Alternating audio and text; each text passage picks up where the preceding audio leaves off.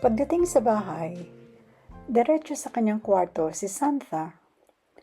Bahagyan na niyang pinansin si Freda na tulad ng dati ay sinalubong siya ng tanong kung ipaghahain na siya. Lampas na noong 8:00 ng gabi. Ayoko, ang automatic na tugon ni Santa.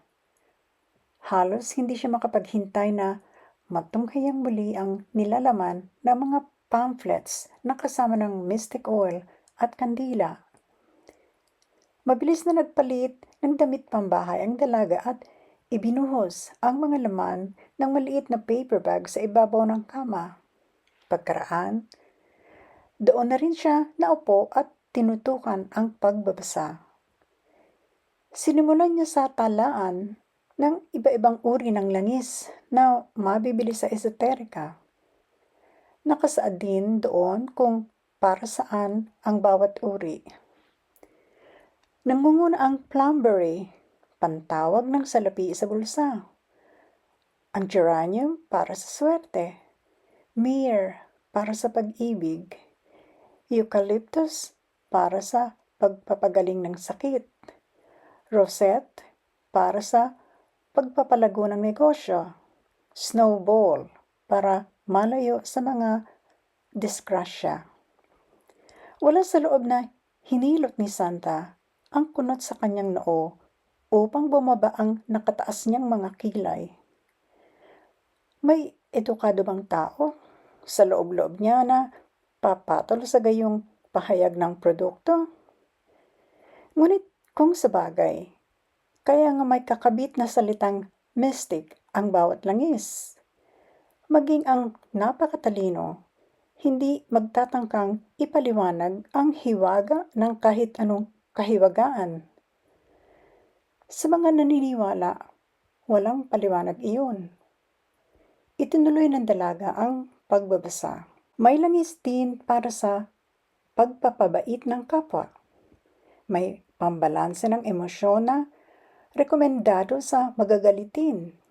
May para sa pananauli ng nawawaglit na pagmamahal. Rekomendado naman sa asawang naliligaw sa kandungan ng iba. May pangalis ng malas at pampalayas sa masasamang espiritu. At ang muntik ng magpahalaka kay Santa, ang mystic oil na pantawag sa puting duwende. Noon kumatok si Freda. Nakain na, Santa, anito? Baka malipasan ka. Tumayo ang dalaga, binuksan ang pinto pero iniawang niya lamang iyon. Busog ako, Freda, ani Santa. Hindi ako kakain. Hindi na hinintay ni Santa na magprotesta ang katulong at pilitin siyang sumubok kahit konti. Isinarang muli ng dalaga ang pinto at ikinandado pa iyon. Napamaang si Freda, takang-taka. Kahit may sakit, hindi lumiliban sa pagkain ng hapunan si Santa. Takot ang huli na umulit ang peptic ulcer nito. Pero bakit ngayon? Hindi na nakita ni Santa ang mariing pagsasalubong ng mga kilay ni Freda. Wala ring ideya ang dalaga na nasulyapan ng huli sa awang ng pinto ang pakete ng rosas na kandila sa ibabaw ng kama. Binalikan ni Santa ng basa ang instructions sa paggamit ng myrrh, mystic oil. 9:00 nang mapasimula ng dalaga ang ritual ng pagpapaibig. Una ay ang pag-a-anoint sa kandila ng langis. May kasama iyong dasal na di kasi ay bahagi ng nilalaman ng pamphlet. Isinulat niya pagkaraan sa kapirasong rosas na parchment paper ang pangalan nilang dalawa ni Gilbert. Ang ballpen na may pulang tinta ang kanyang ipinangsulat. Binilugan ni Santa pagkatapos ang magkasama nilang pangalan ng binata. Itinupi niya ang papel at inilagay sa ilalim ng nakatirik na kandila sa maliit niyang altar sa silid. Sabi pa sa instructions, mas titindi ang kapangyarihan ng ritual kung maglalagay sa tabi niyo ng batong kristal na hematite, tulad ng nakita niyang nasa altar ni Lisa. Pero dahil wala pa siya niyon, tama na muna ang langis, ang dasal, at ang kandila. Pagka sindi sa kandila, naupo si Santa sa estilo ng isang nagme-meditate at inusal ang kakatwang dasal ng ritual. Ayon sa pamphlet, 15 minutes lang araw-araw na gagawin ang pagsisindi sa kandila at pagdarasal doon. Iyon ay hanggang sa magkabisa ang hiling ng may intensyon. Pero si Santa ay nagmamadali. Ibig niyang pansinin na siya ni Gilbert. Kaya kahit lumampas ang 15 minutos, hinayaan niya ang sindi ng kandila. Hinayaan niya ang paglutang ng kanais-nais na amoy ng myrrh na ipinahid niya roon. Hinayaan niyang manaig sa kanyang imahinasyon ang nakangiti sa kanyang imahe ng binata. Nakapikit si Santa at nakatodo kay Gilbert Quevedo ang kanyang konsentrasyon. Hindi siya kikilos hanggang hindi nauupos ang kulay pag-ibig na mabangong kandila. Kung epekto man iyon ng ginagawa niyang ritual, ay hindi kaagad matutugon ni Santa. Pero ng mga sandaling iyon, siya rin ang naiisip ni Gilbert. Nasa kanyang tirahan sa lungsod ang binata, sa penthouse ng Celesta Condominium sa Ayala Avenue. Nakatanaw siya sa labas ng salaming dingding, sa makinang na panggabing skyline ng kapusuran ng Makati. Walang kahilig-hilig si Gilbert sa paninirahan sa syudad. Sanay siya sa bahay na kahit hindi saksakan ng laki ay may malawak namang bakuran na libot ng mayayabong na puno at malulusog na pananim. Doon maginhawa ang kanyang pakiramdam.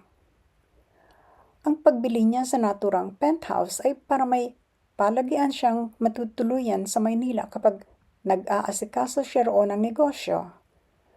Mas practical iyon kaysa mag-hotel siya na tulad ng dati. Gayunman, kahit nasa hotel siya o sa Celesta Condo, mas gusto ni Gilbert ang umuwi sa kanila sa San Rafael, Bulacan pagkagaling sa tanggapan. Hindi niya iyon ikinapapagod. May sarili siyang driver at komportable ang Mercedes-Benz limousine na dala nila. Kung hindi man natutulog ang binata sa biyahe, nagbabasa na lamang siya ng mga papeles na pabaon ng kanyang assistant.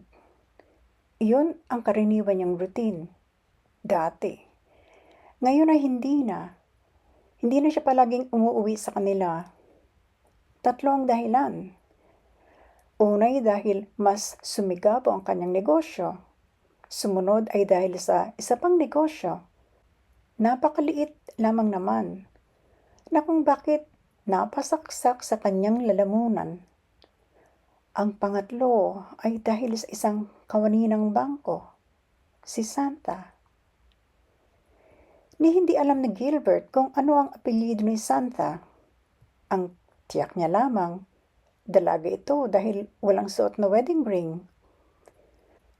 Pero sa ganda ni Santa, malamang na hindi pagtatagalin ng boyfriend nito ang pagiging single ng girlfriend.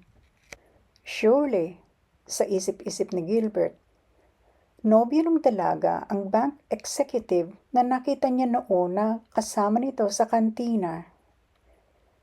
Mariing napailing si Gilbert.